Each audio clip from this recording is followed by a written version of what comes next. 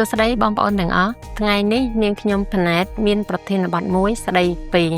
អ្នកចាប់ពន្ធភូមិតាមរបបស្វ័យប្រកាសគឺជាបុគ្គលដែលស្ថិតនៅក្នុងលក្ខខណ្ឌណាមួយក្នុងចំណោមលក្ខខណ្ឌខាងក្រោមដែលមានផលរបរប្រចាំឆ្នាំលើសពី 4,000 លានរៀលប្រមាណលើសពី $1 លានអាមេរិកសម្រាប់វិស័យកសិកម្មឬមានផលរបរប្រចាំឆ្នាំលើសពី 6,000 លានរៀលសម្រាប់វិស័យពាណិជ្ជកម្មនិងសេវាកម្មឬមានផលរបរប្រចាំឆ្នាំលើសពី 8,000 លានរៀលសម្រាប់វិស័យឧស្សាហកម្មឬជាបុត្រសម្ព័ន្ធរបស់ក្រុមហ៊ុនពហុជាតិសាខាក្រុមហ៊ុនបរទេសឬជាសហគ្រាសដែលបានចុះបញ្ជីជាគម្រោងវិនិយោគដែលមានលក្ខណៈសម្បត្តិគ្រប់គ្រាន់ហៅកាត់ QIP